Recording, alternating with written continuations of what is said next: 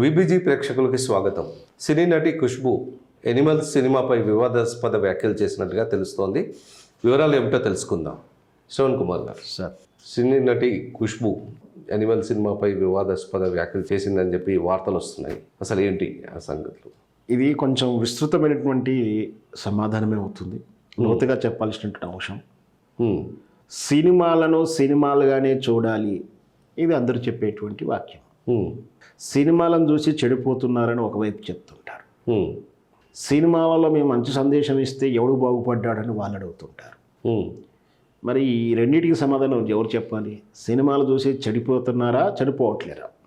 మేము మంచి సందేశం ఇస్తే సినిమా చూసి ఎంతమంది మారారు అని ఒకవైపు.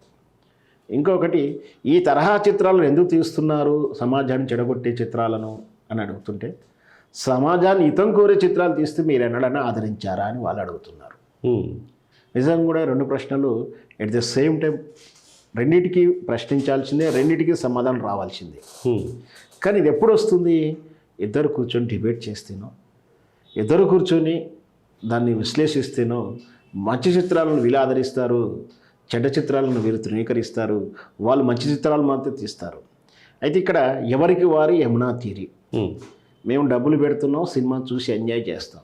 హితబోధలు చేయడానికి, హితం వినడానికో, 4 సుభాషితాలు వినడానికి సినిమా పోవాల్సిన అవసరం లేదనేది ప్రేక్షకుడు కోణం. ఇంకొకరి కోణం వాస్తవం కూడా నిజమే. ఏదో 4 మాటలు చెప్తే వినడానికి పోయి ఆ సినిమా థియేటర్లో 300 రూపాయలు 500 రూపాయలు ఖర్చు పెట్టుకొని సుభాషితాలు వినడానికి పోతామా అని అనిపిస్తుంది ఎవరికైనా. ఎందుకు వెళ్తున్నాడు సినిమాలు అంటే భావ ప్రపంచంలో ఎంజాయ్మెంట్, అదంటే ఇమాజినేషన్ లైఫ్లో వెళ్తారు. అంటే సినిమా ప్రేక్షకుడికి సినిమా కోసం ఎందుకు వెళ్తాడంటే ఆయన ఊహాతీతమైనటువంటి ఒక లోకంలో ఉంటాడు. అంటే ఒక థ్రిల్స్ ఫీల్ అవుతుంటాడు, ఒక ఎంజాయ్మెంట్ కోసం వెళ్తాడు. సినిమాలో జరుగుతున్న సన్నివేశంలో తను ఒక రసామృతిని పొందుతుంటాడు. రసామృతం అని మన కోర్సుల్లో చెప్తుంటారు. రసానుభూతి, రసానుభూతి. ఇదేంటంటే ఆ సన్నివేశం దాకా రసానుభూతి పొందుతుంటాడు. అక్కడ అన్నా చెల్లెల అనుబంధం చూపిస్తుంటే ఈయన కూడా తన అన్నా చెల్లెల అనుబంధాన్ని గుర్తు చేసుకొని ఒక డ్రీమ్లోకి వెళ్తాడు, భావజాలంలోకి వెళ్తాడు. అక్కడ ఫైటింగ్ జరుగుతుంటే నేను కూడా కొట్టినట్టు ఈయన కొట్టినట్టు ఫీల్ అవుతుంటాడు. అక్కడ ఒక సస్పెన్స్ జరుగుతుంటే ఈయన ఒక ఎగ్జైటింగ్ ఫీల్ అవుతుంటాడు. అంటే రసానుభూతి అంటే థియేటర్లో జరుగుతున్నటువంటి ప్రతి సన్నివేశానికి ఇంటరాక్ట్ అవుతూ వెళ్తుంటాడు. వెరస చివరికి టోటల్గా తను సినిమా ఈ విధంగా ఉంటుందని అనుకుంటాడు. ఆ విధంగా ఉంటే హ్యాపీగా ఫీల్ అయ్యి వస్తాడు. తనకు అర్థం కాకుంటే సస్పెన్స్గా పెట్టాడు సినిమాలో, ఏదో చివరిలో ఫజిల్ ఆన్సర్ వచ్చింది అని తృప్తిగా వెళ్తాడు. ఇంతవరకు అయితే సినిమా కంటిన్యూటీగా వెళ్తూ ఉంటాడు. కానీ మరి 4 మాటలు చెప్పడానికో 4 సుభాషితాలు వినడానికైతే వెళ్ళడానికి విన్నాడు. అంటే వాడు వెళ్ళేదే రిలాక్సెస్ కోసం, వెళ్ళేదే థ్రిల్ ఫీల్ కోసం. మరి ఇట్లా ఈ నేపథ్యంలో అట్లాంటి సినిమాలు మాత్రమే తీయాలని అనుకోవడం కొంచెం ఆశాస్పదం ఏం కాదు, కానీ అంతగా ప్రాక్టికల్గా సమంజసమైనది కాదు. అయినప్పటికీ నీ ఇష్టం వచ్చిన సినిమాలు తీస్తాము, నీ విపరీతమైనటువంటి ప్రెస్టేషన్తో ఉన్నటువంటి విపరీతమైన భావజాలానికి వెళ్ళిపోతాము. అది ఎంతలా అంటే సమాజం హితం కోరని, సమాజంలో ఉన్నటువంటి సాంప్రదాయాలకు విరుద్ధంగా వెళదాము. అది ఎంత తెగించిన అంటే ఇప్పుడు ఆమె ఖుష్బూ గారు చెప్పినటువంటి సినిమా కోడ్ కూడా అదే. ఏ సినిమా పోవడే చెప్పింది, 2 సినిమా పేర్లు చెప్పింది. ఈనాటి సినిమా చెప్తూనే ఆనాడు అంతకుముందు అదే డైరెక్టర్ పాత సినిమా గురించి కూడా కోడ్ చేసింది.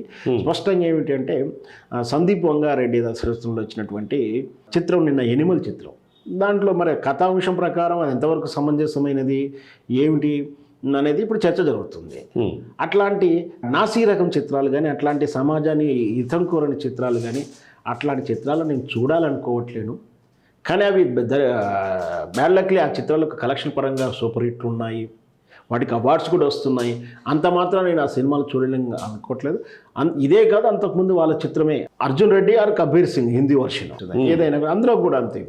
అందులో కూడా భావజాలం ఎట్లా ఉంటుందంటే ప్రెస్టేషన్స్, డ్రగ్స్ విషయంలో కానీ, సెక్సువల్గా కాంట్రాక్ట్ విషయంలో కానీ అసలు లైట్గా తీసుకోవడం. మానవ రిలేషన్స్ ఏంటంటే ఆ సెక్స్ రిలేషన్స్ కూడా ఒక పవిత్రమైనది కాకుండా దాన్ని ఒక షాడిజం లక్షణాలకు తీసుకెళ్ళడం, దానికి వాల్యుబుల్ లేనటువంటి ఇల్లీగల్ కాంట్రాక్ట్కి ఎంత వాల్యూ ఇస్తున్నట్టుగా చూపించడాలు ఇవన్నీ కూడా చిత్రం తాలూకు ఆ సందేశాన్ని ప్రజల్లో చొప్పిస్తున్నందుకు వాటిని చూడాల్సిన అవసరం లేదు అంటూ ఖుష్బు గారు చెప్పింది. ఒక బాధ్యతాయుతమైనటువంటి ఆలోచనతో చెప్పినప్పటికీ మరి వీళ్ళ వర్షన్ మాత్రం సినిమానిగే చూడండి, మీ మంచి సినిమాలు తీస్తే మీరు చూడరంటున్నా. కానీ కలుషితమైనటువంటి భావజాలానికి ఈనాటి తరానికి జనరేషన్కి ఆ సినిమాలు చూస్తే రేపటి తరం వచ్చేవరకే రేపటికి ఇదే సాంప్రదాయం కావచ్చు, ఇలాగే ఉండాలనే ఆలోచనతత్వంకి వెళ్ళిపోతుంది. కాబట్టి అలాంటి చిత్రాలను తీయకుంటేనే బాగుంటుంది. కమర్షియల్గా డబ్బులు సంపాదించాలంటున్నాం, వ్యాపారవేత్తగా ఉండాలంటే ఇక చాలా రకాలైన వ్యాపారాలు ఉన్నాయి. కానీ కలుషితమైన వాతావరణాన్ని, కలుషితమైన భావజాలాన్ని ట్రేడ్ మార్క్ అంటే ఒకసారి అదే కరెక్టు, ఇదే పాలసీ, ఇట్లా చిత్రాలు ఇలాగే ఉండాలి, ఓహో రిలేషన్ అంటే ఈజీగా సెక్సువల్ రిలేషను, మెరిటల్ రిలేషను, అది పరస్పరి ఇష్టాల ప్రకారం వెళ్ళిపోవడం, పెళ్లి అనే సాంప్రదాయాలని ఆ సాంప్రదాయాలకు దూరంగా వెళ్ళిపోవడాలు ఇవన్నీ కూడా పర్వాలేదు, తప్పు కాదు అని చెప్పేటువంటి సూత్రాల ప్రకారం వచ్చే చిత్రాలను ఖచ్చితంగా ఖండించాల్సిందే. అది కథాంశం సినిమాంశం అయినప్పటికీ ఆ భావజాలం అలాగే ట్రేడ్ మార్క్గాను అవే చిత్రాలు తరచూ వస్తే రేపటి సమాజంలో ఇవే మన కల్చర్ అనుకునే ప్రమాదం ఉంది. ఇప్పటికే యువత ఈ రోజుకి మానసికంగా ఒంటరైపోయి ఉన్నాడు. అంటే అతనికి కొంచెం సమస్యని ఎవరికి చెప్పుకోలేకపోతున్నాడు. తాను ఎంతసేపు ఆ సెల్ ఫోన్లో ఉండడమో ఎక్కడో ఉండడమో తనకు వచ్చిన సమస్యను తాను పరిష్కరించే ప్రయత్నం చేసుకోవడం కూడా మానేసి సమస్య పెద్దదిగా కనిపించగానే ఆత్మహత్యలు చేసుకుంటా ఉన్నారు. మనిషిని విడిచి ఇంట్లో ఉన్నటువంటి పక్క వ్యక్తితో మాట్లాడతలేరు. ఈ తత్వంలో ఉన్నటువంటి మనుషులకు రేపటి ఈ తరహా సినిమాలు అలవాటు చేస్తే ఖచ్చితంగా రాబోయే తరంలో ఖచ్చితమైనటువంటి షాడీజ లక్షణాలు కనిపిస్తుంటాయి, ప్రమాదకరమైనటువంటి బిహేవియర్ ఉంటుంది.